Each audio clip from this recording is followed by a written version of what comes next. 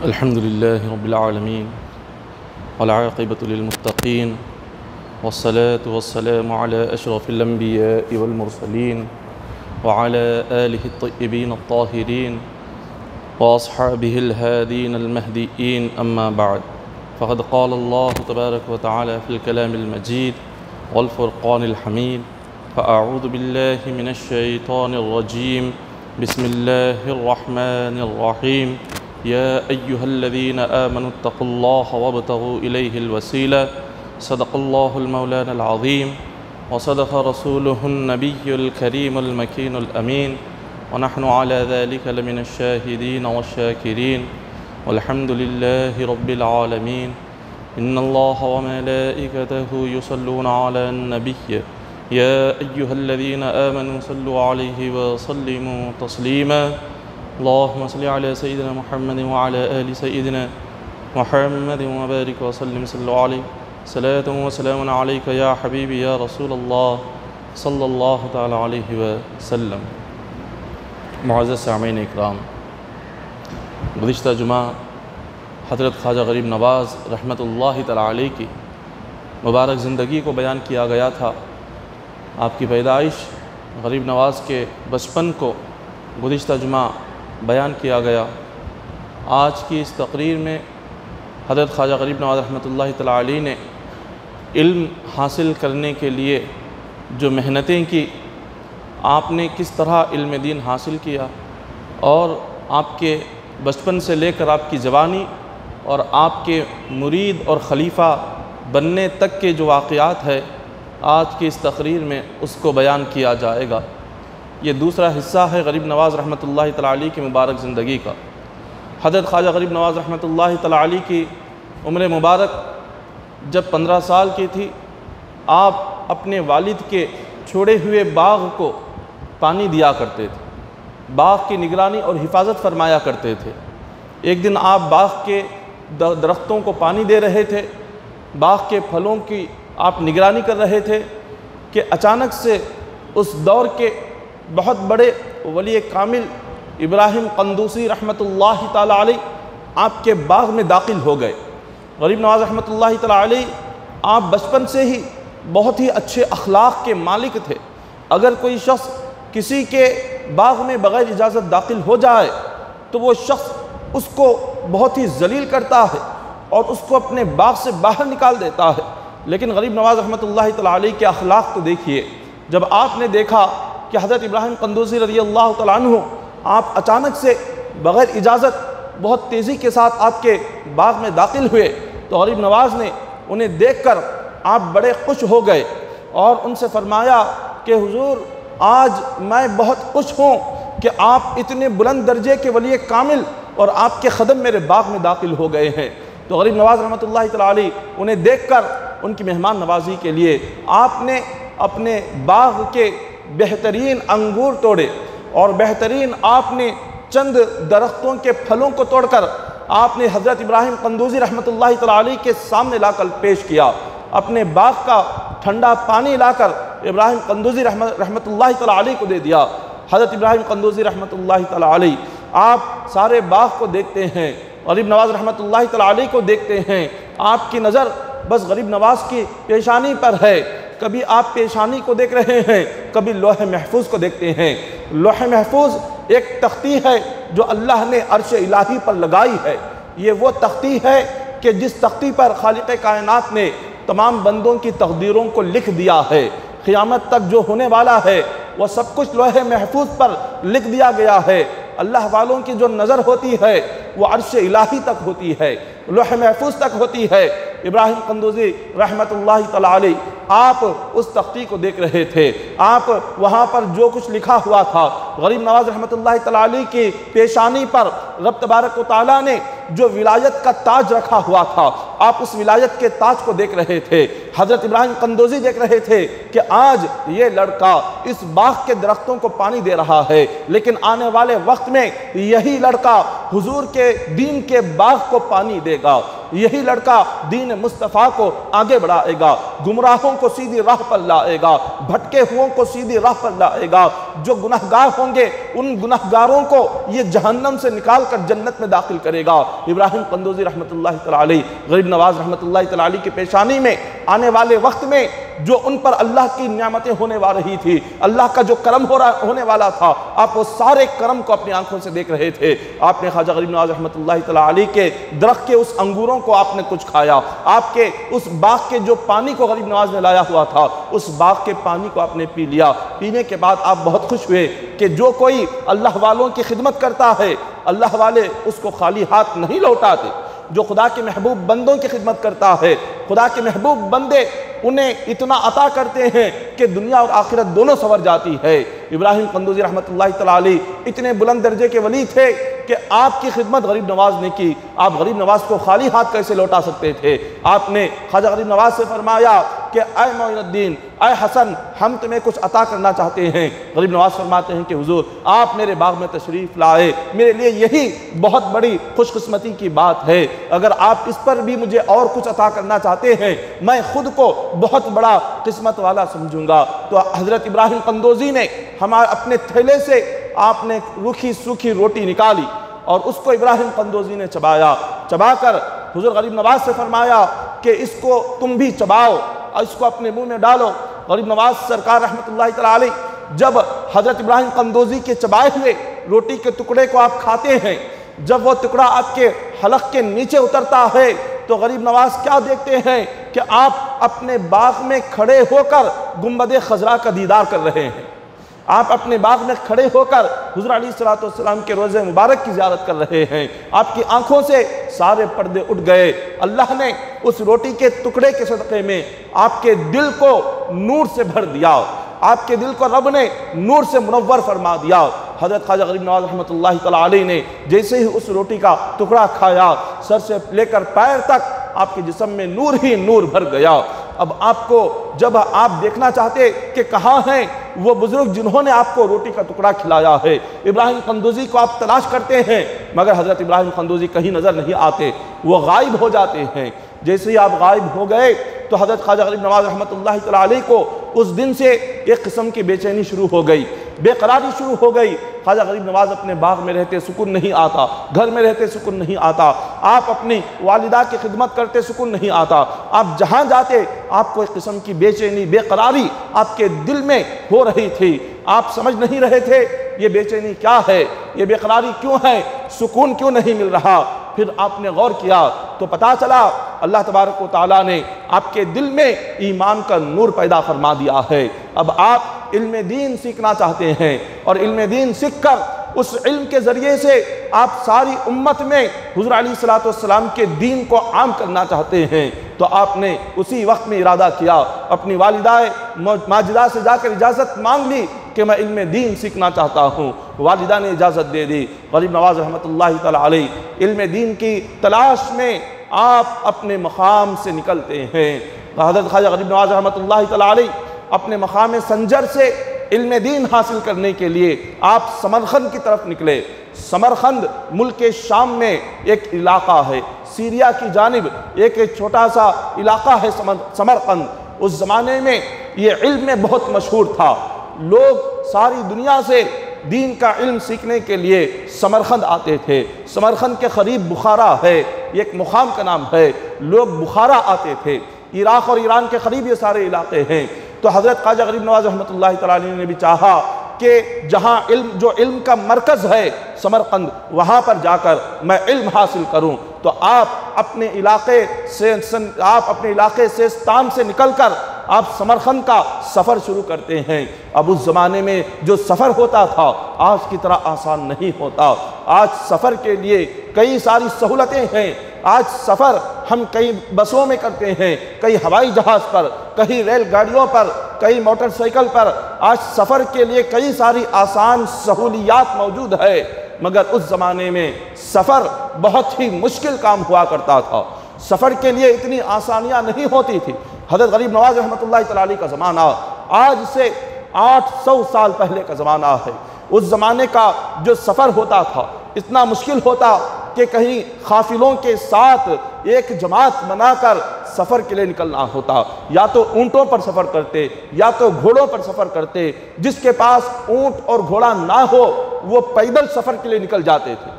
कई कई 100 मील तक पैदल सफ़र होता था और रास्ते में कई सारे जंगलात आते थे। उन जंगलात में वहाँ दरिंदों का डर होता, जानवरों का डर होता, लुटेरों का डर होता। पता नहीं कि दरमियान में किसी जंगल में कोई एक जानवर ना निकल जाए, कोई शेर ना आ जाए, आकर हमला ना कर दे, चीर फाड़ ना दे, उसको खा ना ले। जान का खतरा होता, डाकुओं और लुटेरों से माल का खतरा होता।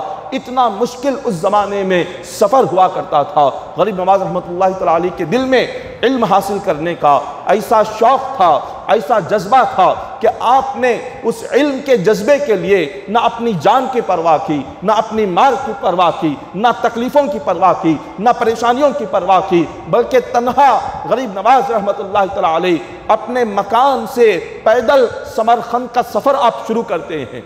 गरीब नवाज के मकाम अक़दस संजर से लेकर समरखंद का जो सफ़र है कई 100 मील का सफ़र है। गरीब नवाज के पास ना ऊँट थी, ना घोड़ा था, ना कोई सवारी थी, बल्कि आपने इतना लंबा जो सफ़र तय किया, कई 100 मील का सफ़र आपने चलकर पैदल आपने तय किया। पैदल आपने ये सफ़र तय किया क्योंकि इल्म दीन हासिल करने का ये शौक़ था, इल्म दीन हासिल करने का जज्बा था गरीब नवाज रहमतुल्लाहि तआला अलैह में। और जब आप इल्म दीन हासिल करने के लिए अपना घर छोड़कर, अपनी वालिदैन की जुदाई को बर्दाश्त करके जब आप आते हैं समरखंद पर, समरखंद में उस दौर के बहुत बड़े आलिम दीन थे मौलाना शरफुद्दीन रहमतुल्लाहि तआला अलैह। ये गरीब नवाज के उस्ताद है। गरीब नवाज मौलाना शरफुद्दीन रहमतुल्लाहि तआला अलैह के मदरसे में दाखिला लेते हैं और उनके पास कुरान पाक हिफ्ज़ करते हैं। आप उनके पास हाफिज़ बनते हैं। हाफिज़ बनने के बाद चंद साल तक वहीं पर रहकर कुछ दीनी किताबें आप उनके पास पढ़ते हैं और उसके बाद जब आपने हिफ्ज़ कुरान को मुकम्मल कर लिया, हाफिज़ कुरान बन गए। हाफिज़ कुरान के बाद दीनी किताबें गरीब नवाज ने पढ़ ली तो इल्म का शौक़ ख़त्म नहीं हुआ, इल्म हासिल करने का जज्बा ख़त्म नहीं हुआ। गरीब नवाज ने चाहा मैं इससे आगे और इल्म हासिल करूं, इससे आगे और पढ़ूं, तो आपने और ज़्यादा इल्म हासिल करने के लिए समरखंद से बुखारा का सफ़र किया। समरखंद से गरीब नवाज रहमतुल्लाहि तआला अलैह बुखारा की तरफ आते हैं और वहाँ पर आकर आप उस ज़माने के बुखारा के बहुत बड़े आलिम दीन हज़रत हुसामुद्दीन रहमतुल्लाहि तआला अलैह, ये गरीब नवाज के दूसरे उस्ताद हैं हुसामुद्दीन रहमतुल्लाहि तआला अलैह। गरीब नवाज वहाँ पर आकर उनके पास तफसीर की किताबें पढ़ते हैं, हदीस की किताबें पढ़ते हैं, फ़िक़ह की किताबें पढ़ते हैं, अदब पढ़ते हैं, इल्म कलाम पढ़ते हैं, इल्म मानी पढ़ते हैं, इल्म बदई पढ़ते हैं, आप इल्म फ़लसफ़ा पढ़ते हैं। ये सारी किताबें, ये सारे उलूम गरीब नवाज रहमतुल्लाहि तआला अलैह अपने दूसरे उस्ताद मौलाना हुसामुद्दीन रहमतुल्लाहि तआला अलैह से आप सीखते हैं। ये सारा इल्म गरीब नवाज रहमतुल्लाहि तआला अलैह ने आसानी से नहीं सीखा। इल्म दीन जो हासिल करते हैं, इल्म दीन बंदे को आसानी से नहीं मिलता। दुनियावी इल्म बड़ी आसानी से मिल जाता है मगर दीन का इल्म, कुरान और हदीस का इल्म आसानी से नहीं मिलता।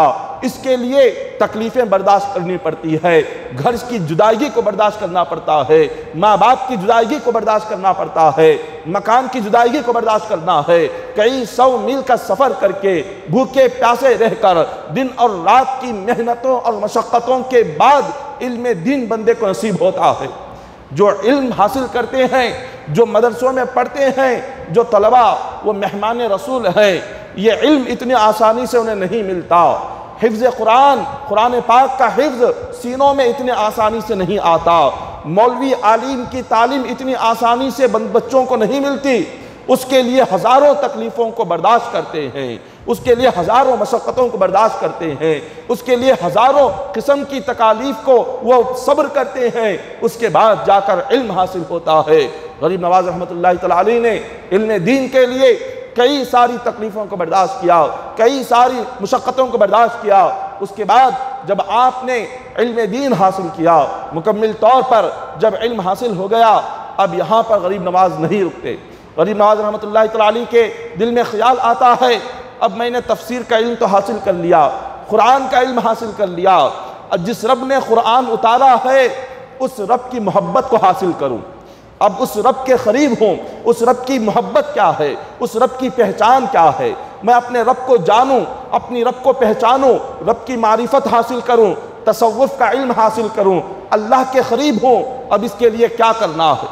अब अल्लाह के करीब होने के लिए, अल्लाह तबारक व तआला की मारिफत हासिल करने के लिए, खुदा की मोहब्बत हासिल करने के लिए वो कौन सा रास्ता है जिस रास्ते पर बंदे को चलना है? तो गरीब नवाज रहमतुल्लाह तआला अलैह ने इरादा किया, अब मुझे एक पीर कामिल के पास जाकर मुरीद बनना है। जब तक बंदा किसी एक कामिल पीर का मुरीद नहीं बनता, जब तक बंदा किसी मुर्शद के दामन से वाबस्ता नहीं होता, उस वक्त तक रब की मारिफत नसीब नहीं होती, रब की मोहब्बत नसीब नहीं होती, वो अल्लाह के करीब नहीं हो सकता। तो गरीब नवाज रहमतुल्लाह तआला अलैह ने अपने इतना इल्म हासिल करके खामोश नहीं बैठे। ये नहीं सोचा मैं इतना पढ़ लिया हूँ, मैं हाफिज बन गया हूँ, आलिम बन गया हूँ, मौलवी और फाजिल बन गया हूँ, इल्म हदीस इल्म तफसीर को मैंने हासिल कर लिया, अब मुझे और पढ़ने की क्या ज़रूरत है, मुझे पीर की क्या ज़रूरत है, मुरीद बनने की क्या ज़रूरत है। गरीब नवाज ने नहीं सोचा, आपने अपने चाहने वालों को एक सबक दिया, ये बताया कि अल्लाह तबारक व तआला के दीन का इल्म सबसे पहले हासिल करो, दीन का इल्म हासिल करने के बाद पीर की तलाश करो।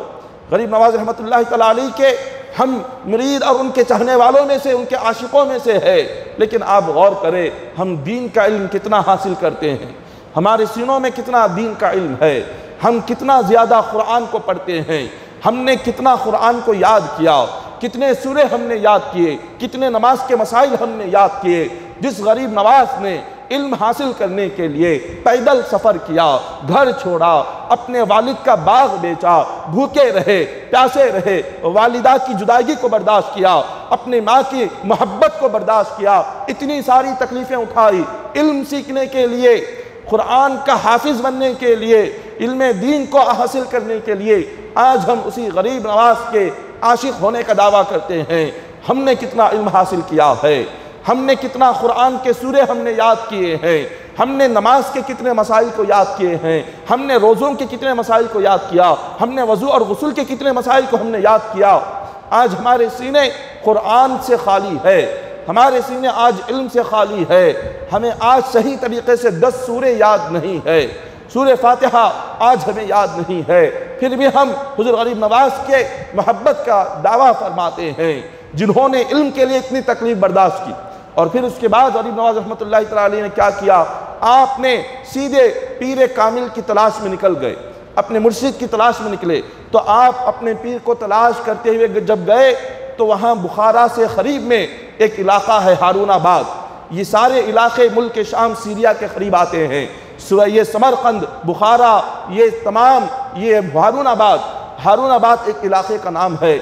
यहाँ पर ख्वाजा उस्मान हारूनी रहमतुल्लाह तआला अलैह, गरीब नवाज के पीर व मुर्शिद का नाम ख्वाजा उस्मान हारूनी है, यहाँ पर वो रहते थे। हज़रत गरीब नवाज ने उनका जिक्र बहुत सुना था, उनकी करामतों के ताल्लुक़ से सुना था, उनकी मुबारक ज़िंदगी के ताल्लुक़ से सुना था। आपने इरादा किया कि मैं मुरीद बनूंगा तो ख्वाजा उस्मान हारूनी का ही मुरीद बनूंगा। तलाश करते हुए उनके मुकाम पर गए। ये ख्वाजा उस्मान हारूनी कौन है? ये कोई आम शख्सियत नहीं है, बल्कि अल्लाह ने आपको इतना बुलंद मुकाम अता फरमाया था, आपकी करामतें इतनी मशहूर है कि हज़रत ख्वाजा उस्मान हारूनी रहमतुल्लाह तआला अलैह अपने एक मुरीद हज़रत शेख फ़खरुद्दीन रहमतुल्लाह तआला अलैह के साथ आपने अपना मुकाम हारूनाबाद से बगदाद का सफ़र तय किया। बगदाद का सफ़र करते करते एक मुकाम पर आप रुके और आपने एक दरख्त के साए में थोड़ी देर के लिए आराम फरमाने लगे। और उसके बाद आपने नमाज का वक्त हो गया, असर के लिए उठे, मुसल्ला बिछाया, नमाज असर अदा की और अपने मुरीद ख़ास हज़रत फ़खरुद्दीन रहमतुल्लाह तआला अलैह से फरमाया कि जाओ, अब थोड़ी देर में इफ्तार का वक्त होने वाला है, हमें इफ्तार के लिए कुछ आग की ज़रूरत है, कहीं से आग लेकर आओ, हम उस आग को जलाएंगे और उस पर कुछ पकाकर हम इफ्तारी का इंतज़ाम करेंगे। हज़रत फ़खरुद्दीन रहमतुल्लाह तआला अलैह आग की तलाश में निकले। वो जिस मुकाम पर निकले हुए थे, वो जो मुकाम था मजूसियों का मुकाम था। मजूसी कौन है? मजूसी आग की इबादत करने वाले, जो लोग आग को खुदा मानते हैं और आग की इबादत करते हैं, उन्हें मजूसी कहते हैं। तो हज़रत ख्वाजा उस्मान हारूनी रहमतुल्लाह तआला अलैह जिस इलाके में आप रुके हुए थे, वो सारा का सारा इलाका मजूसियों का था। वो अल्लाह की इबादत करने वाले नहीं थे, वो खुदा को मानने वाले नहीं थे, वो आग को खुदा मानते थे, आग की इबादत करते थे। हजरत फखरुद्दीन रहमतुल्लाहि तआला अलैह जब आग लेने के लिए निकले तो आपने देखा कि उस बस्ती में एक बहुत बड़ा एक गड्ढा बना हुआ है और उसमें कई मन लकड़ियां डाली गई और उसमें कई मन तेल डाला गया है। बहुत बड़ा आग का एक गड्ढा बनाया गया है और लोग उसके अतराफ में बैठकर आग की इबादत कर रहे हैं। हजरत फखरुद्दीन फरमाते हैं कि आपने उन लोगों से फरमाया कि मुझे थोड़ी सी आग दे दो, हमें आग की ज़रूरत है। उन लोगों ने कहा नहीं, ये हमारा खुदा है, हम यहाँ से तुम्हें कोई आग नहीं दे सकते।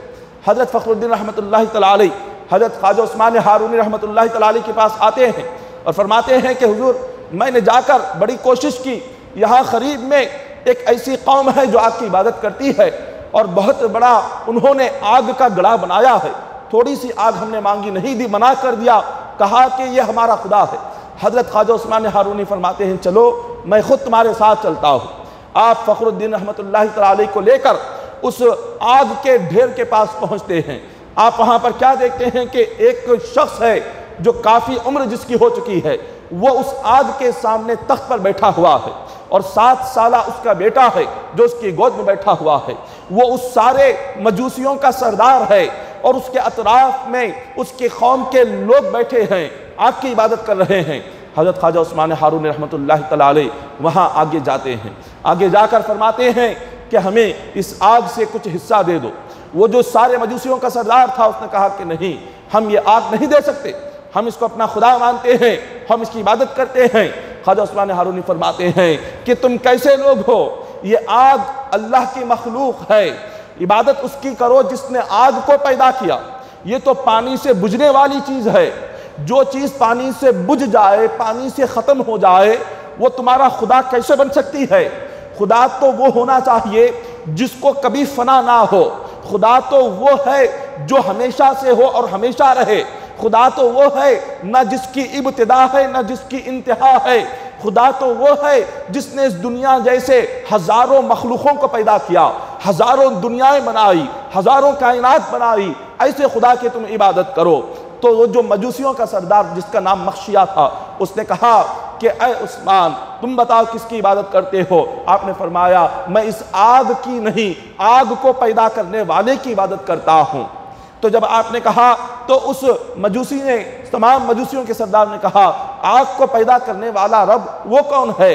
तो हजरत ख्वाजा उस्मान हारूनी फरमाते हैं कि तुम एक मरतबा अपना हाथ इस आग में डालो, देखें आग तुम्हारे हाथ को जलाती है या नहीं, और फिर उसके बाद मैं डालता हूँ, फिर देखें कि आग तुम्हारे हाथ को जलाती है या मेरे हाथ को जलाती है। तुम तो इतने सालों से इबादत कर रहे हो, इतने सालों से इसका तवाफ करते हो, इतने सालों से इसके आगे तुम दुआ करते हो, तो आज देखें क्या आग तुम्हारी इबादत की वजह से तुम्हें जलाती है या नहीं जलाती है। उस मजूसी ने कहा कि आग का काम तो जलाना है, वो ज़रूर जलाएगी, मैं हाथ डालूंगा तो यकीनन मेरा हाथ जल जाएगा, मैं इस आग में हाथ नहीं डाल सकता। लेकिन ख्वाजा उस्मान हारूनी फरमाते हैं कि ऐ बंदे, मेरा रब वो है अगर उसका हुक्म ना हो ये आग मुझे जला नहीं सकती। जब तक आग को हुक्म ना हो, मेरा रब ना कहे कि इसको जला, उस वक्त तक ये आग मुझे नहीं जलाएगी। तो उस मजूसी ने कहा अगर ये बात है तो आग में जाकर हमें दिखाओ, आग में जाकर हमें दिखाओ, हम देखना चाहते हैं जिस रब को तुम मानते हो, जिस रब की इबादत करते हो, जिस रब के आगे सजदा करते हो, अगर तुम्हारा दीन हक है, तुम्हारा रब सच्चा है, तो यकीनन तुम्हें आग नहीं जलाएगी। ख्वाजा उस्मान हारूनी क्या फरमाते हैं कि आपने जब उसके बच्चे को देखा, 7 साला लड़का उसकी गोद में बैठा हुआ है, ख्वाजा उस्मान हारूनी उसके बच्चे को अपने साथ गोद में ले लिया, उसके बच्चे को उठाकर आप सीधे आग के अंदर कूद गए। जैसे आप आग के अंदर दाखिल होते हैं, सारे मजूसी चीख व पुकार करने लगते हैं कि इस बंदे ने क्या कर दिया, कि इसने तो हमारे बच्चे को मार दिया है, ये खुद भी आग में जलने के लिए चला गया और हमारे बच्चे को भी आग में लेकर चला गया। सारे मजूसी चीखने लगे, चिल्लाने लगे, रोने और गिड़गिड़ाने लग गए। 1 घंटा हजरत ख्वाजा उस्मान हारूनी रहमतुल्लाहि तआला अलैह आग के अंदर रहते हैं। जब 1 घंटा गुजर जाता है, आप आग से जब बाहर तशरीफ लाते हैं, सारे मजूसियों ने क्या देखा कि वो आग ख्वाजा उस्मान हारूनी के जिस्म को जलाना तो बहुत दूर है, आग ने आपके कपड़े के एक धागे को भी नहीं जलाया था। आपका जिस्म सही सलामत, आपका लिबास सही सलामत, और जिस 7 साला लड़के को आप लेकर गए हुए थे, उस 7 साला लड़के पर भी आग के एक चिंगारी का भी असर नहीं हुआ था। वो लड़का बड़ा खुश था, वो लड़का मुस्कुरा रहा था। हजरत ख्वाजा उस्मान हारूनी ने वो बच्चा उसके वालिद को, मजूसियों के सरदार को दे दिया। सरदार ने अपने बेटे को उठाया, पूछा कि क्या बात है, बड़ा खुश नजर आ रहा है, मुस्कुरा रहा है। बेटे ने बड़ा प्यारा जवाब दिया, अर्ज किया कि ऐ मेरे वालिद, जब हजरत ख्वाजा उस्मान हारूनी मुझे लेकर आग के अंदर दाखिल हुए, आपको ये लग रहा था ये आग के दहकते हुए शोले हैं, ये आग के अंगारे हैं जिसकी लिपटों में आकर मैं जल जाऊंगा, जो मुझे जला देगी। आपको तो आग नजर आ रही थी, मुझे भी आग नजर आ रही थी, लेकिन जब मैं आग के अंदर दाखिल हुआ तो वो आग नहीं थी, वो जन्नत का बाग था। वो 7 साला लड़का कहने लगा, ऐ मेरे वालिद, जब मैं आग के अंदर दाखिल हुआ तो मैंने वहां पर कई सारे दरख्त देखे, ऐसा प्यारा मंजर देखा कि मैंने वो मंजर कभी अपनी आंखों से दुनिया में नहीं देखा था। एक तरफ पानी की नहरें जा रही है, एक तरफ कई सारी बहारें आ रही है, खुशबुएं आ रही है, हर तरफ हरियाली है, कई किस्म के फूल और फल नजर आ रहे हैं। ये मंजर देखकर उस लड़के ने ख्वाजा उस्मान हारून से पूछा कि हुजूर ये क्या मामला है, हम तो आग के अंदर गए हुए थे, ये बाग कहां से आ गया, ये फल कहां से आ गए, ये हरियाली कहां से आ गई, ये पानी का झरना कहां से आ गया, ये चश्मा कहां से आ गया, हम किस मुकाम पर आए हुए हैं। ख्वाजा उस्मान हारूनी फरमाते हैं कि ऐ बच्चे, मैं जहां पर आया हूं ये आग ही थी, मगर मेरे रब ने मेरे लिए इस आग को जन्नत का बाग बना दिया है। ये मेरे रब का सदका है, मैं जिस रब को मानता हूं, अगर तुम भी उस रब को मान लो तो मेरा रब तुम्हें भी ये जन्नत अता फरमाएगा। ये जन्नत की नियामतें तुम्हारे लिए भी है, ये जन्नत की नियामतें हल कलमा पढ़ने वाले के लिए है। उस बच्चे ने अपने वालिद से कहा कि अब्बा हुजूर, ख्वाजा उस्मान हारूनी जिस दीन को लेकर आए हैं और जिस दीन की दावत दे रहे हैं, अगर हम चाहते हैं कि अल्लाह हमें नजात अता करे और अल्लाह हमें कामयाबी अता करे तो हमें यकीनन इस दीन को अपनाना होगा। उस बच्चे का ये कहना सारी कौम ने सुना और सब ने ख्वाजा उस्मान हारूनी के कदमों में पढ़कर कलिमा पढ़ के इस्लाम कबूल कर लिया। सारी कौम मोमिन बन गई, सारी कौम ने इस्लाम कबूल कर लिया। ये है हजरत ख्वाजा उस्मान हारूनी रहमतुल्लाह तआला अलैह, गरीब नवाज के पीर और मुर्शिद के जिन्होंने कई सारे काफिरों को कलिमा पढ़ाया, कि जिनकी करामतें और जिनकी अजमतें देखकर कई सारे मजूसी मोमिन बन गए। बुजुर्गान दीन जहाँ जाते हैं वहाँ दीन को फैलाते हैं, वो जहाँ जाते हैं दीन इस्लाम का वो चर्चा करते हैं, वो गैरों को इस्लाम में दाखिल फरमाते हैं। ये बुजुर्गान दीन का तरीक़ा रहा है। यहाँ हिंदुस्तान की सरजमीन पर जो दीन और इस्लाम आम हुआ वो कैसे आम हुआ, वो हजरत ख्वाजा गरीब नवाज की मेहनतों से आज हम कलिमा पढ़ रहे हैं। ख्वाजा गरीब नवाज रहमतुल्लाह तआला अलैह की खिदमतों से आज हमें ये दीन नसीब हुआ है। अगर बुजुर्गान दीन, अगर औलिया अल्लाह इस सरजमीन पर कदम ना रखते, ना हमें दीन मिलता, ना हमें इस्लाम मिलता, ना हम मोमिन बनते। आज उनका करम है, ये उनका सदका है कि आज हम कलिमा पढ़ते हैं, आज हम जो इबादत करने वाले हैं ये उन औलिया की मेहनतें हैं जिन्होंने अपनी ज़िंदगी को सिर्फ दीन फैलाने में लगा दिया, जिन्होंने अपनी ज़िंदगी को लोगों तक कलिमा पढ़ाने में लगा दिया। ये ख्वाजा उस्मान हारूनी रहमतुल्लाह तआला अलैह जब गरीब नवाज रहमतुल्लाह तआला अलैह अपने पीर की तलाश करते करते ख्वाजा उस्मान हारूनी रहमतुल्लाह तआला अलैह की खानखा पर पहुँचे, न इससे पहले गरीब नवाज ने ख्वाजा उस्मान हारूनी को देखा था, न ख्वाजा उस्मान हारूनी ने इससे पहले कभी गरीब नवाज को देखा था। दोनों ने एक दूसरे को कभी नहीं देखा, लेकिन पहली मर्तबा जब ख्वाजा उस्मान हारूनी गरीब नवाज को अपनी पहली नज़र से देखते हैं तो फरमाते हैं कि बेटा हसन, मैं तुम्हारा कब से इंतज़ार कर रहा हूँ, आओ आकर मेरे गले लग जाओ, हुजूर ने तुम्हारा हिस्सा मेरे पास रखा है, मुझे तुम्हारा हिस्सा तुम्हें वापस लौटाना है। ये पहली नज़र में जब देखते हैं तो हुजूर ने बशारत दे दी थी, हुजूर ने फरमा दिया था कि एक हसन नामी एक लड़का आने वाला है और वो ऐसा है कि उसको मेरा फैज़ देना, उसको ये हिस्सा उसका है, विलायत का हिस्सा है, ये हिस्सा उसको अता फरमा देना। हुजूर अलैहिस्सलातु वस्सलाम ने ख्वाजा उस्मान हारूनी को पहले से ये बशारत दे दी थी। गरीब नवाज सरकार ख्वाजा उस्मान हारूनी के पास जाकर आप कई महीने अपने पीरो मुर्शिद के पास रहते हैं और वहाँ पर क्या करते हैं, वहाँ पर गरीब नवाज रहमतुल्लाहि तआला अलैह को आपके पीरो मुर्शिद ने ऐसी मेहनतें कराई और ऐसे सांचे में आपको ढाला और ऐसी मशक्क़तों से गुजारा कि जिसकी इंतहा नहीं। अब अल्लाह तबारक व तआला कुरान पाक में फरमाता है, या अय्युहल्लज़ीना आमनुत्तक़ुल्लाह वब्तगू इलैहिल वसीला।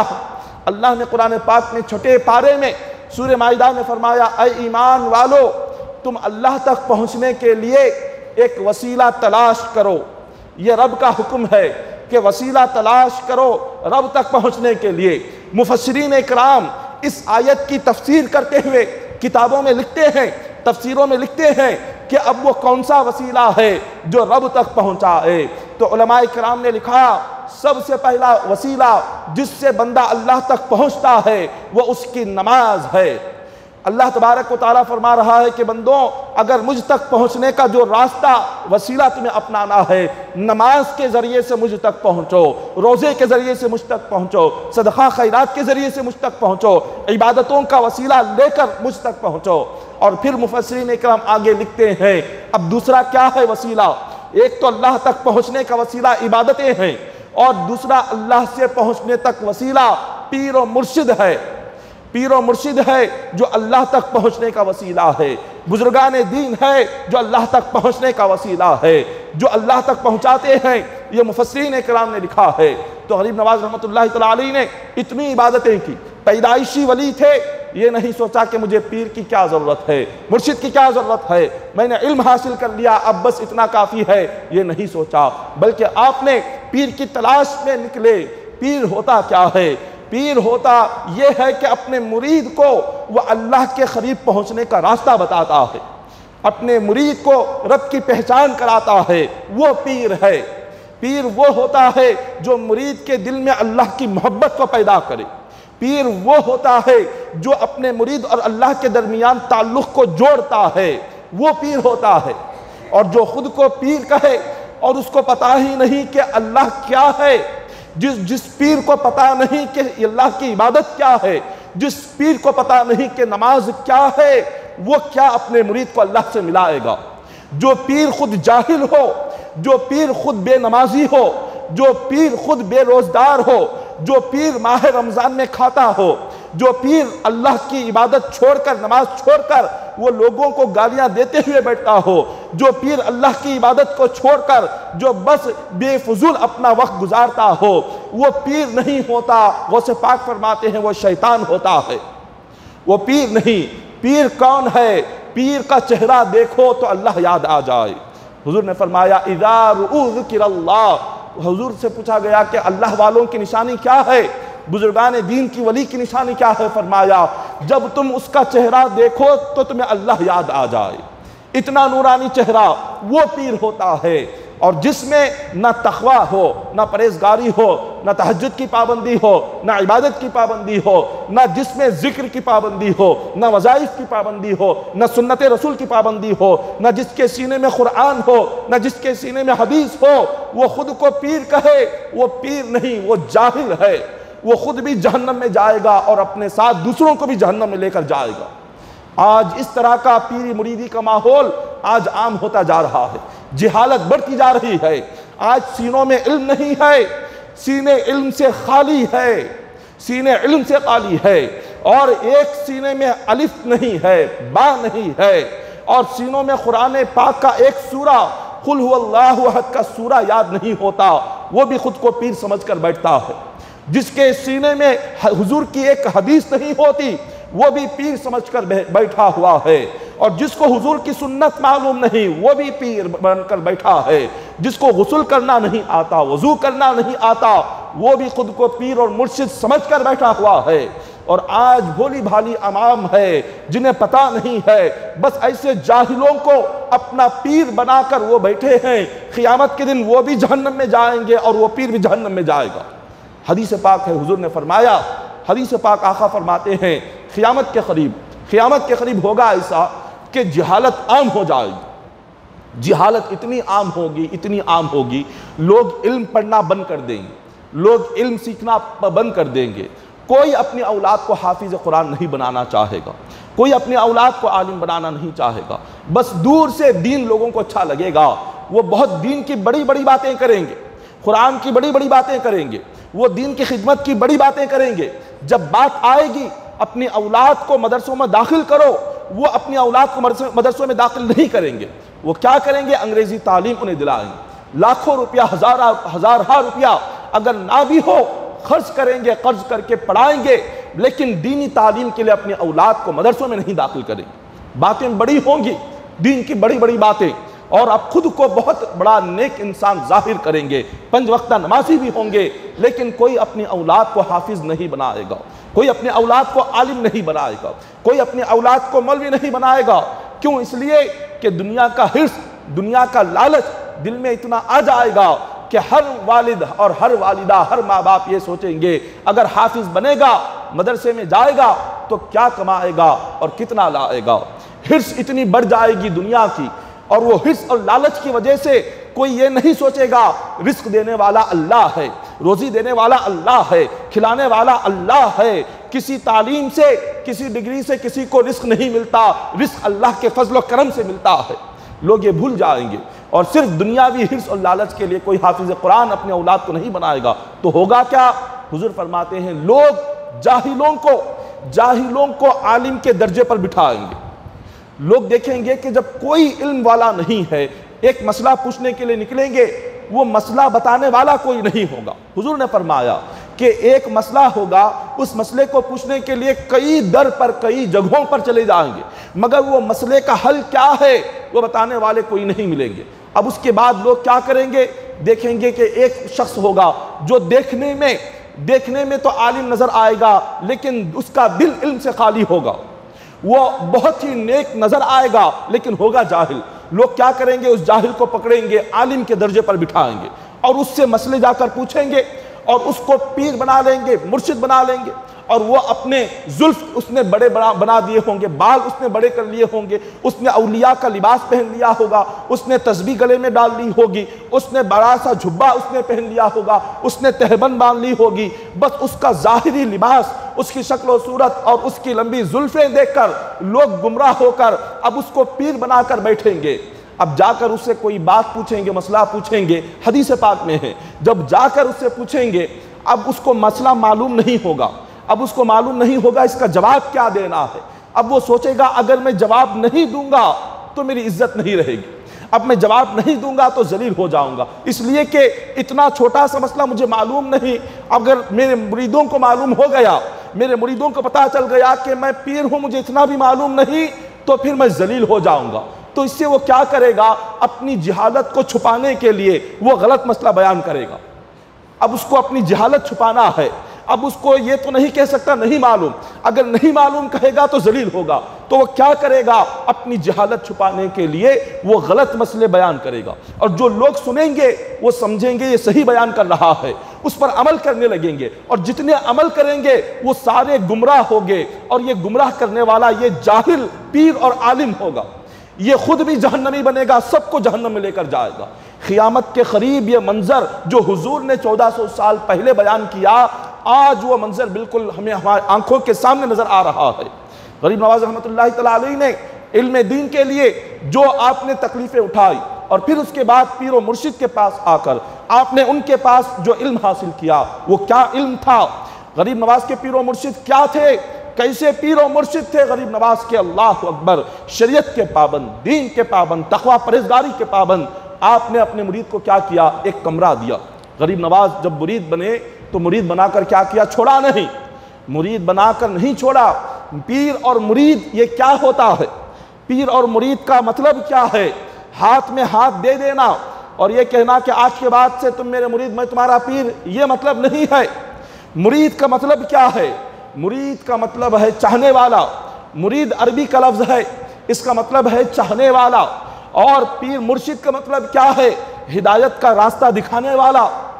मुर्शिद का मतलब होता है रास्ता दिखाना। कौन सा रास्ता? जिस रास्ते से मुरीद अल्लाह तक पहुंचे, अल्लाह तक पहुंचाने का रास्ता दिखाने वाले का नाम पीर है। अल्लाह से मिलने के रास्ते पर चलने वाले का नाम मुरीद है। ये मतलब है दोनों का। हाथ में हाथ देकर ये समझना कि आज के बाद ख़त्म, हमारा सारा मामला उन्होंने ले लिया, हम मुरीद बन गए, चलो अब जो चाहे करे, ये बिल्कुल गलत ख्याल है। अगर ऐसा होता तो गरीब नवाज के पीर मुर्शिद मुरीद बना के कहते कि चले जाओ, तुम तो पैदाइशी वली हो, तुम्हारे पास इतना इल्म है, तुम तो इतना इल्म हासिल कर लिए, अब और क्या मेहनत करोगे, अब मुरीद तो बन गए, अब मेरे पास और क्या रुकोगे, अब वापिस अपने मकाम चले जाओ, ये कह देते। मगर ऐसा नहीं किया। क्या किया? जब मुरीद बनाया तो मुरीद बनाकर उन्हें अपने पास कई महीने रखे, कई महीने गरीब नवाज अपने पीर मुर्शिद के पास रहे और उन्हें कमरा दिया। अब मुरीद और पीर क्या होता है? ये है, मुरीद को हाथ में हाथ देकर छोड़ देना ये पीर नहीं है, अपने पास रखना, मुरीद के दिल को साफ करना ये पीर और मुर्शिद का फर्ज होता है। मुरीद को गंदगी से पाक करना, मुरीद को नमाज का पाबंद बनाना ये पीर का काम होता है। मुरीद को सही रास्ते पर लेकर आना, उसको झूठ से बचाना, गीबत से बचाना, चुगली से बनाना और उसको तालीम देना, उसको कुरान और हदीस से उसका सीना भरना ये पीर और मुर्शिद का काम होता है, ये पीर का काम है। जब पीर खुद जाहिल हो तो मुरीद को क्या सिखाएगा? जब पीर के सीने में कुछ नहीं तो मुरीद के सीने में क्या होगा? जब खुद पीर बेनमाजी है तो वो मुरीद को क्या नमाज सिखाएगा? जब पीर खुद जाहिल है तो वो मुरीद को क्या पढ़ाएगा? आज का दौर ऐसा है, सारे नहीं, बस चंद ऐसे हैं और बाज वो भी औलिया है। आज भी रुए ज़मीन पर ऐसे भी औलिया अल्लाह है जो हर दिन जब वो नमाज में बैठते हैं क़ायदे में होते हैं और हुजूर पर क़ायदे में तहियात में अस्सलामु अलैका अय्युहन नबी पढ़ते हैं। आज भी उन औलिया को गुंबद खिजरा से हुजूर के सलाम का जवाब आता है। ऐसे भी औलिया इकराम रुए ज़मीन पर है, लेकिन आज ये बहुत कम है, लेकिन जाहिलों की तादाद दिन ब दिन बढ़ती चली जा रही है। अब हुजूर गौस पाक रज़ी अल्लाह तआला अन्हु, आपकी ज़िंदगी, आपकी इबादतें और गरीब नवाज को जब एक कमरा अता कर दिया ख्वाजा उस्मान हारूनी, क्या फरमाते हैं कमरा देकर कि तुम्हें ये इबादत करना है। उन्हें चंद जिक्र बताए, वज़ाइफ बताए, नमाज बताई और कहा इतने दिन तुम्हें कमरे में बैठकर ये चिल्ला मुकम्मिल करना है, इतने दिन बैठकर इबादत करना, उसके बाद बाहर आना है। अब गरीब नवाज रहमतुल्लाहि तआला अलैह कमरे में चले गए, कमरा बंद कर लिया। कई दिन, जितने दिन पीर मुर्शिद ने कहा था उतने दिन कमरे के अंदर ही रहे, कमरे से बाहर नहीं। बस जो जो जिक्र सिखाए थे, जो वजीफ़े बताए, जो नमाजें बताई, जो मसाइल बताए, उस पर अमल करते करते करते कई दिन के बाद पीर और मुर्शिद ने बाहर आने का हुक्म दिया। गरीब नवाज बाहर आते हैं। अब पीर और मुर्शिद अपनी उंगली को आसमान की तरफ उठाते हैं और पूछते हैं कि बेटा हसन बताओ तुम्हें क्या नज़र आ रहा है? गरीब नवाज फरमाते हैं कि हुजूर सातों आसमानों में क्या क्या है वो सब कुछ आपके सामने खड़े होकर देख रहा हूँ। फिर आपके पीर मुर्शिद ज़मीन की तरफ उंगली करते हैं, पूछते हैं कि बेटा हसन बताओ क्या दिख रहा है? गरीब नवाज फरमाते हैं सातों ज़मीनों के अंदर जो कुछ है वो सब कुछ अपनी आंखों से देख रहा हूँ। आपके पीर मुर्शिद क्या फरमाते हैं कि नहीं, अभी तुम बहुत पीछे हो, अभी तुम्हें बहुत ऊंचाई तक पहुंचना है, जिस मंजिल पर तुम्हें पहुंचाना चाहता हूं अभी नहीं पहुंचे, अभी काफ़ी पीछे तुम रह गए हो। ये गरीब नवाज है। आज किसी को थोड़ा सा इल्म आ गया वो खुद को बहुत ही बड़ा वली समझ जाता है। यहाँ गरीब नवाज पीर मुर्शिद के सामने सातों आसमान देख रहे हैं, सातों आसमानों में क्या है वो देख रहे हैं, सातों ज़मीनों में क्या है सब कुछ देख रहे हैं, लेकिन पीर मुर्शिद फरमाते हैं नहीं, तुम अभी वहाँ नहीं पहुँचे जहाँ मैं तुम्हें पहुँचाना चाहता हूँ, अभी बहुत कम है, अभी बहुत पीछे हो। फरमाते हैं दोबारा कमरे में जाओ, जाकर तुम्हें और इबादत करनी है। फिर आपके पीर और मुर्शिद आपको कुछ जिक्र, वज़ाइफ और कुछ नमाजें बताते हैं, जाकर इसको पढ़ लो। कई दिन तक गरीब नवाज रहमतुल्लाहि तआला अलैह उसी कमरे में रहकर अल्लाह के जिक्र में, खुदा के लिए वज़ाइफ और इबादतें करते करते कई महीने गुजर जाते हैं। फिर पीर और मुर्शिद आपको बाहर बुलाते हैं। गरीब नवाज रहमतुल्लाहि तआला अलैह बाहर आते हैं। आपके पीर और मुर्शिद ख्वाजा उस्मान हारूनी अपनी उंगली आसमान की तरफ उठाते हैं, पूछते हैं बेटा हसन अब बताओ क्या नजर आ रहा है? गरीब नवाज फरमाते हैं कि पहली मर्तबा सिर्फ सातों आसमान देख रहा था, अब सातों आसमानों के ऊपर खुदा का अर्श इलाही नजर आ रहा है, अर्श इलाही देख रहा हूं, फरिश्तों की तस्बीह की आवाज आपके सामने खड़े होकर सुन रहा हूं। फिर पूछते हैं जमीन की तरफ उंगली करके कि बताओ जमीन में क्या दिख रहा है? फरमाते हैं पहले तो सिर्फ सातों जमीन नजर आते थे, अब सातों जमीनों के नीचे तहतुस सरा के अंदर क्या है वो भी नजर आ रहा है। आपके पीर और मुर्शिद फरमाते हैं कि अभी बहुत पीछे हो, तुम्हें और आगे बढ़ना है, अभी बहुत पीछे हो, जिस मुकाम तक तुम्हें पहुंचाना चाहता हूं अभी वहां नहीं पहुंचे, वापस कमरे में जाओ। गरीब नवाज रहमतुल्लाह तआला अलैह वापस कमरे में जाते हैं, फिर अपने पीर व मुर्शिद की सिखाए हुए जिक्र, वज़ाइफ और वही नमाजों को फिर से पढ़ने लग जाते हैं। कई महीने का अर्सा गुजरता है, फिर उसके बाद पीर व मुर्शिद आपको बाहर बुलाते हैं और अपनी मुबारक उंगली आसमान की तरफ उठाकर पूछते हैं कि अब बताओ क्या दिख रहा है। अब गरीब नवाज सरकार फरमाते हैं कि हुजूर, अब मुझे सातों आसमानों के ऊपर, अर्श इलाही के ऊपर अल्लाह के नूरानी पर्दों का नज़ारा कर रहा हूँ, खुदा के अनवार व तजल्लियात का दीदार कर रहा हूँ, अल्लाह के हुस्न व जमाल का दीदार कर रहा हूँ, अल्लाह के नूरानी पर्दे मेरी आंखों के सामने नजर आ रहे हैं। पीर व मुर्शिद फरमाते हैं अब तुम अपनी मंजिल तक पहुंच गए जहां तुम्हें पहुंचाना चाहता था। जो तुम्हारी मंजिल थी, क्या मंजिल थी? अल्लाह के करीब करना, अल्लाह तबारक व तआला के नूरानी पर्दों का दीदार कराना, खुदा के हुस्न व जमाल का दीदार कराना। फरमाते हैं अब तुम उस मंजिल तक पहुंच गए हो। ये पीर का काम होता है जो अपने मुरीद को अल्लाह के हुस्न व जमाल का दीदार कराए, ये पीर का काम होता है। यहाँ इस मंजिल तक गरीब नवाज को आपके पीर व मुर्शिद पहुंचाते हैं, और जब इस मंजिल पर आने के बाद उन्हें नहीं छोड़ते, यहाँ पर आकर गरीब नवाज को नहीं कहते चलो तुम्हें सब कुछ मिल गया, तुमने सातों आसमान देख लिए, अर्श इलाही देख लिए और अल्लाह तबारक व तआला के नूरानी पर्दे देख लिए, अब चले जाओ। नहीं फरमाते, फरमाते आओ तुम्हें और बहुत कुछ अता करना है। अपने साथ लेते हैं आपके पीर व मुर्शिद और सीधे कहाँ जाते हैं? काबतुल्लाह के पास जाते हैं। गरीब नवाज रहमतुल्लाह तआला अलैह को आपके पीर व मुर्शिद काबतुल्लाह के सामने खड़ा करके फरमाते हैं कि मौला, जितनी मेहनतें मुझे करनी थी मैंने अपने मुरीद पर सारी मेहनतें कर दी। इस हसन को तेरी बारगाह में लाया हूँ, इसको कबूल कर, मेरे मुरीद को कबूल कर। रब की बारगाह में ये आप पेश करते हैं। और ख्वाजा गरीब नवाज ने अपनी किताब में लिखा, अनीसुल अरवाह गरीब नवाज की किताब है, सफ़ा नंबर 9 पर गरीब नवाज लिखते हैं जब मेरे पीर व मुर्शिद ने हजर अस्वद के सामने ले जाकर अल्लाह से कहा कि मौला मैंने अपना मुरीद तेरे हवाले कर दिया, मेरे मुरीद को कबूल फरमा, तो हजर अस्वद से आवाज़ आती है कि ऐ ख्वाजा उस्मान हारूनी, हम तुम्हारे रब हैं, तुम्हारी दुआ कबूल करते हैं और हम इस मुईनुद्दीन को कबूल कर लेते हैं। अल्लाह तबारक व तआला ने गायब से काबतुल्लाह से ये हुक्म दिया कि हमने इन्हें कबूल कर लिया है। हज़रत गरीब नवाज का मुकाम क्या है? आपका मुकाम इतना बुलंद है, काबतुल्लाह से आपके कबूल होने की आवाज़ आती है। रब ने आपको कबूल फरमा लिया और कबूल फरमाने के बाद आप काबतुल्लाह से फिर नहीं गए। कई दिन तक गरीब नवाज अपने पीर व मुर्शिद के साथ काबतुल्लाह में ही रहते हैं।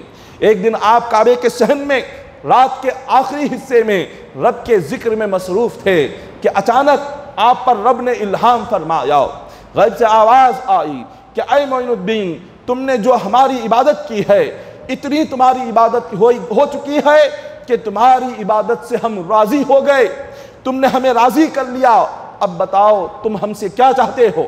तुम जो दुआ हमसे मांगते हो मांगो, हम तुम्हारी हर दुआ को कबूल करने को तैयार है।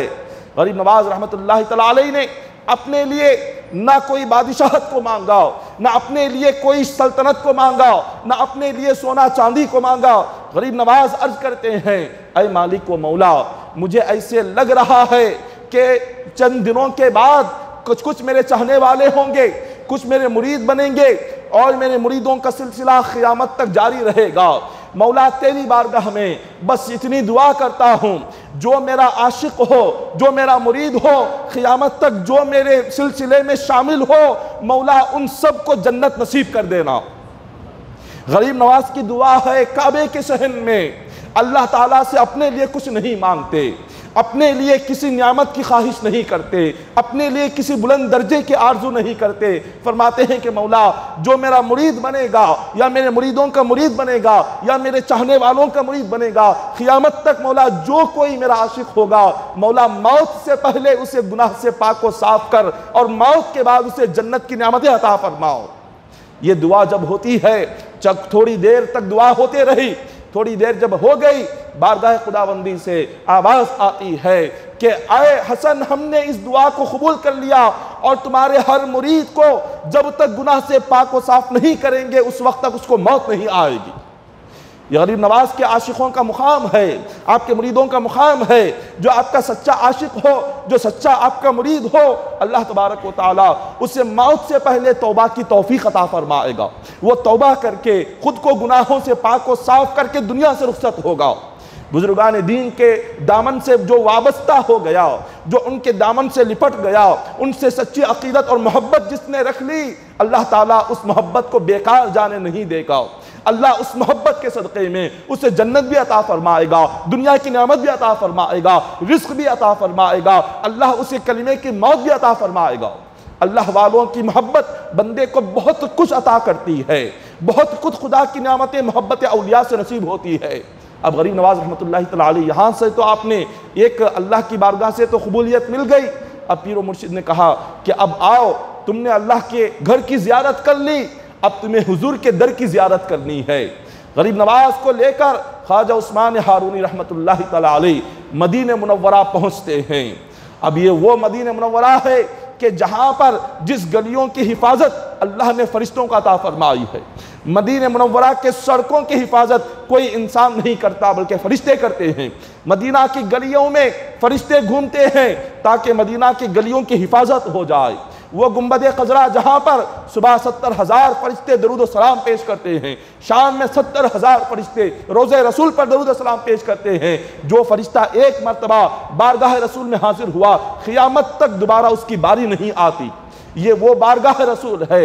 जब बारगाह रसूल में ख्वाजा उस्मान हारूनी हज़रत गरीब नवाज को लेकर सामने पेश करते हैं और अर्ज़ करते हैं कि हुजूर, मैं अपने मुरीद को लेकर आया हूँ आपकी बारगाह में, आप मेरे इस मुरीद को कबूल फरमाएं। गरीब नवाज सलाम अर्ज़ करते हैं, अस्सलातु वस्सलामु अलैका या सय्यदी या रसूलल्लाह सल्लल्लाहु अलैहि वसल्लम। गुंबद खिजरा के पास खड़े होकर, सुनहरी जालियों के पास खड़े होकर जब गरीब नवाज ने हुजूर को सलात व सलाम पेश किया तो गरीब नवाज अपनी किताब में लिखते हैं, मैंने सलाम जैसे ही पेश किया तो हुजूर के रोज़े से मुझे जवाब की आवाज़ आने लगी। हुजूर ने जवाब क्या दिया, वालैकुम सलाम या खुतबल मशाइक़ी बर्रुन व बहरुन। हुजूर का जवाब आता है, गुंबद खिजरा से आवाज़ आती है कि आए बेटा हसन, हम तुम्हें सारे वलियों का ताज बना देते हैं, तुम्हें ताजदार औलिया का लक़ब अता करते हैं, तुम्हें सुल्तानुल हिंद का लक़ब अता करते हैं, अब तुम्हें हिंदुस्तान की बादशाहत अता की जाती है। हुजूर की बारगाह से आपको जब सलाम का जवाब मिल गया, आपने सलाम का जवाब सुन लिया, पीर व मुर्शिद से फरमाया अब मुझे यहाँ से जाना नहीं है। आपने इरादा कर लिया कि अब हुजूर का डर छोड़ना नहीं है। हुजूर अलैहिस्सलातु वस्सलाम के मदीने मुनव्वरा में हज़रत ख्वाजा गरीब नवाज रहमतुल्लाहि तआला अलैह कई महीने गुजारते हैं, ये नीयत करके कि अब मैं यहीं पर रहूँगा, अब यहाँ से आगे कहीं नहीं जाऊँगा। जब आपने नीयत करके रहने लगे, कई दिन गुजर गए। एक दिन रात में आप आराम कर रहे थे, ख्वाब में आका अलैहिस्सलातु वस्सलाम की ज़ियारत नसीब होती है। हुजूर अलैहिस्सलातु वस्सलाम फरमाते हैं कि तुम ऐ हसन, तुम आज से मेरे दीन के मुईन हो, तुम मुईन हो। मुईन का मतलब होता है मदद करने वाला, मुईनुद्दीन का मतलब होता है दीन की मदद करने वाला। ये मुईनुद्दीन का जो लक़ब गरीब नवाज को मिला, ना किसी इंसान से मिला, ना किसी वली से मिला, बल्कि जो लक़ब मिला ये हुजूर की बारगाह से मिला है। आपको गरीब नवाज का लक़ब अल्लाह की बारगाह से मिला और मुईनुद्दीन का लक़ब आपको हुजूर की बारगाह से मिला। हुजूर ने फरमाया तुम मुईनुद्दीन हो, मेरे दीन की मदद करने वाले हो, तो लिहाजा तुम्हारे लिए मेरा हुक्म यह है कि तुम फ़ौरन इस मुकाम को छोड़ो और मेरे दर से यहाँ से तुम्हें निकलना है। रुए ज़मीन पर एक मुकाम है जहाँ बुत परस्ती हो रही है, कदम कदम पर बुत है, जहाँ लोग अल्लाह की इबादत को छोड़ चुके, कुफ्र और शिर्क में आगे बढ़ चुके हैं और तुम्हारे लिए वहाँ जाना है, वहाँ इस दीन मुस्तफ़ा को आम करना है। जब गरीब नवाज को यह हुक्म मिला तो आपने अर्ज़ किया कि हुजूर, मेरी तो आरज़ू ये थी कि मैं अपनी सारी ज़िंदगी आपके ख़दमों में गुजारूँ। तो ज़ुबान मुस्तफ़ा से आवाज़ आती है, रोज़े रसूल से आवाज़ आती है कि ऐ मोइनुद्दीन, तुम्हें यहाँ रहने के लिए हमने नहीं बुलाया, बल्कि हज़ारों को यहाँ बुलाने के लिए तुम्हें बुलाया है। तुम्हारा काम यह है कि तुम जाओ, गुमराह लोगों को यहाँ पर भेजो, हज़ारों को तुम मक्का मुकर्रमा भेजो, मदीना मुनव्वरा भेजो। तुम्हारा काम यह है जहन्नमियों को जहन्नम से नजात दो, उन्हें जन्नत का रास्ता बताओ। हुजूर अलैहिस्सलाम का जब हुक्म मिला, आपने पूछा कि हुजूर रुए ज़मीन पर मैं किस मुकाम पर जाऊं, कोई मुल्क हो कि जहां पर जाकर दीन रसूल को आम करूं। आका अलैहिस्सलाम ने फरमाया, तुम्हें जिस मुल्क में जाना है उस मुल्क का नाम हिंदुस्तान है, तुम्हें हिंदुस्तान की विलायत हम अता करते हैं। हिंदुस्तान की सरजमीन पर जो कुफ्र और शिर्क आम हो रही है, उस कुफ्र और शिर्क को ख़त्म करके दीन इस्लाम को आम करना ये तुम्हारी जिम्मेदारी है। हज़रत गरीब नवाज ने फरमाया कि हुजूर हिंदुस्तान मुल्क में मुझे किस इलाके में जाकर रहना है, किस शोबे में, किस मुकाम पे जाकर रहना है। फरमाया हिंदुस्तान में एक अजमेर नामी इलाका है, उसी अजमेर नामी इलाके में तुम्हें अपना मुकाम बनाना है, वहीं पर तुम्हें रहना है। और ये जो मुकाम है अजमेर, गरीब नवाज रहमतुल्लाहि तआला अलैहि के तशरीफ़ लाने से पहले हिंदुस्तान में सबसे ज़्यादा जो कुफ्र और शिर्क होता था उसी अजमेर के सरजमीन पर हुआ करता था। इतना कुफ्र, इतना शिर्क कि जिसकी इंतहा नहीं। हर कदम पर एक बुत खाना नजर आता, हर कदम पर एक बुत नजर आता। कोई किसी बुत को अपना खुदा बनाया हुआ था, कोई दरख्तों को खुदा बनाया हुआ था, कोई सूरज को खुदा बनाया हुआ था, कोई चांद को खुदा बनाया हुआ था, किसी ने किसी पत्थर को खुदा बनाया हुआ था, कोई लकड़ी और झाड़ और दरख्तों को खुदा मान रहा था, कोई समंदर को खुदा मान रहा था, कोई पहाड़ को खुदा मान रहा था, तो कोई किसी रोशनी को खुदा मान रहा था, तो कोई आग को खुदा मान रहा था। सरजमीन हिंद में हजारों किस्म के खुदा थे। हुजूर ने फरमाया कि जहां सबसे ज्यादा शिर्क हो रहा है वो हिंदुस्तान में अजमेर के सरजमीन है, फौरन वहां पर जाओ और वहां से कुफ्र और शिर्क से उस जमीन को पाक करो और अल्लाह की तौहीद का नारा बुलंद करो, हुजूर की रिसालत का नारा बुलंद करो और भटके हुओं को दीन की राह पर ले आओ।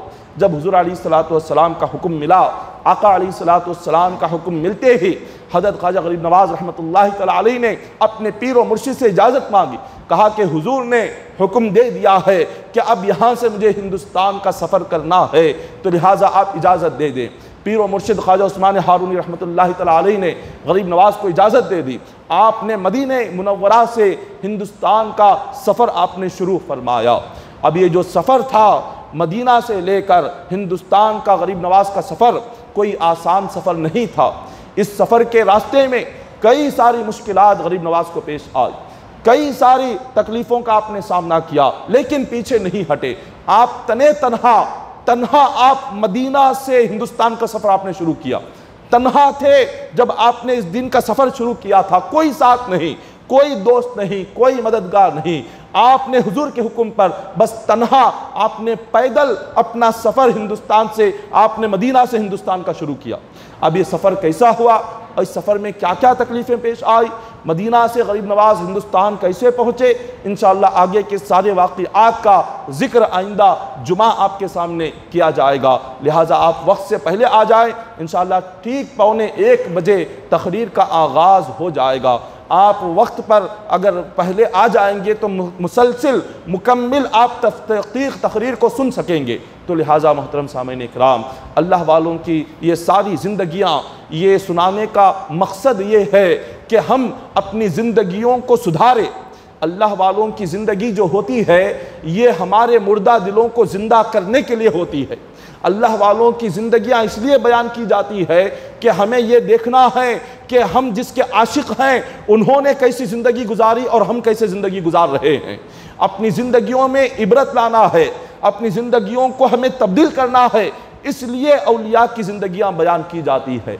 अगर हम अल्लाह वालों की ज़िंदगियाँ सुनकर अपनी ज़िंदगियों को ना बदले और हमने गुनाह इसी तरह से जारी रखे, अल्लाह की नाफरमानी को इसी तरह से हमने जारी रखा, इबादत की पाबंदी नहीं की, तो फिर वही अंजाम होगा, वही हाल होगा जो आज तुर्की और सीरिया में हो रहा। तुर्की और सीरिया के हालात क्या है? जलजलों से सारा मुल्क कांप चुका है। सीरिया पहले से ही तबाह हो चुका था, अब इन जलजलों ने तो तबाही के सारे अंबार और सारे रिकॉर्ड तोड़ दिए हैं। बेरोजगारी क्या है, वहां पर कितने लोग बेरोजगार और बेघर, 6000 से जायद इमारतें टूट गई और 5000 से जायद लोगों की मौत। थोड़ा सोचें, अगर उस जगह हम होते तो हमारा क्या हाल होता। ये ना सोचे ये वहां की बात है, यहां नहीं होगा, ऐसा नहीं। अल्लाह ताला इबरत दे रहा है। अगर तुम्हारी जिंदगियां ना बदली, तुम्हारे आमाल ना बदले, अगर तुमने तौबा नहीं की, अगर तुमने मुझे राजी नहीं किया, अगर तुमने इबादतों की पाबंदी नहीं की, अगर तुमने मस्जिद को आबाद नहीं किया, तो तुम्हारा भी वही हाल होगा जो यहां सीरिया का हुआ है, वही हाल होगा जो तुर्की का हुआ है। यह हमारे लिए इबरत है। रब का एक झटका, अल्लाह की कुदरत तो देखो, एक झटका अल्लाह तबारक व तआला का, एक लम्हे के लिए रब ने जमीन को बस एक झटका दिया, सारा मुल्क तबाह हो गया, मुल्क बदल गए। रब की अजमत क्या है, एक लम्हा उसको चाहिए बस हालात बदलने के लिए, उसको आबाद से बर्बाद करने के लिए भी एक लम्हा चाहिए, बर्बाद से आबाद करने के लिए भी एक लम्हा चाहिए। रब का खौफ दिलों में पैदा करो, अल्लाह से डरो। वहां पर जितने मासूम जो बच्चे यतीम हो गए, जिनके वालिदैन दुनिया से रुखसत हो गए, और जो छोटे से जिंदा हैं जिनके माँ बाप नहीं, जो माँ बाप जिंदा है बच्चे उनके नजर नहीं आ रहे हैं, कोई मलबे में दबा हुआ है, कोई इमारतों के नीचे दबा हुआ है, कहीं बच्चों की चीखने की आवाज, कहीं चिल्लाने की आवाज, कहीं माँ के चीखने की आवाज, चिल्लाने की आवाज। क्या क़यामत ख़ैज़ वो मंजर होगा जो आज तुर्की और सीरिया के लोग देख रहे हैं। लेकिन आज हम महफूज हैं, लेकिन हमें तौबा करना चाहिए, हमें अपने गुनाहों से तौबा करना है, हमें अल्लाह की बारगाह में तमाम के हक में दुआ करना है। अगर हम अल्लाह को राज़ी करें, तौबा करें, तो अल्लाह ताला वो अजाब, वो आफत हमसे दूर रखेगा। अगर हमने गुनाह के सारी हदें तोड़ दी, सारी हदों को हम पार कर दिया, तो वही ज़ल्ज़ले, वही आफतें, वही तूफान, वो सब कुछ हमारे साथ भी होगा। अल्लाह तबारक व तआला ने कुरान पाक में इरशाद फरमाया कि ऐ बंदों, अगर तुमने मेरी इबादत ना की, मेरी इताअत ना की, तो तुम्हें बदलूंगा, तुम्हें बदलकर तुम्हारी जगह दूसरों को लेकर आऊंगा, दूसरी कौम को लेकर आऊंगा। व इन ततवल्लौ यस्तब्दिल कौमन गैरकुम सुम्मा ला यकूनु अमसालकुम। रब ने कुरान पाक में फरमाया, अगर तुमने अपनी हालत ना बदली, अगर तुमने अपनी जिंदगी ना बदली, अगर इबादतों के पाबंद नहीं हुए, तुम्हारा नाम और निशान वजूद जमीन से मिटाऊंगा, तुम्हारी जगह दूसरों को आबाद करूंगा, दूसरों को लाऊंगा, और वो लोग तुम्हारे जैसे नहीं, तुमसे अच्छे होंगे। वो वक्त आने से पहले तौबा करे, वो वक्त आने से पहले कि हम बेघर हो जाए, हम बेरोजगार हो जाए, हमारे अपने अपने से जुदा हो जाए, और हम अपने अपनों की चीखों पुकार सुने। ऐसा वक्त आने से पहले तौबा करो, अल्लाह की बारगाह में गिड़गिड़ाओ, अल्लाह की बारगाह में रो, अल्लाह का खौफ दिलों में पैदा करो, मस्जिदों को आबाद करो, इबादतों के पाबंद बनो, रातों में उठो, तहज्जुद पढ़ो, अल्लाह को राजी करने की कोशिश करो। हमारे आंसुओं से अल्लाह अपना अजाब टाल देता है, हमारे रोने से अल्लाह आने वाले अजाब को, मुश्किल को टाल देता है। अल्लाह तबारक व तआला ने वहाँ के जो हालात और मंजर हम देखते हैं तो दिल दहल जाता है, कांप जाता है, रूह कांप उठती है। आबाद शहर बस अल्लाह के एक लम्हे के झटके से सारे शहर वीरान बन गए, वीराने में तब्दील हो गए, खंडर बन गए। जो आलीशान इमारतें थी, लोग दुनिया भर से जिन इमारतों को देखने के लिए जाते थे, लोग दुनिया भर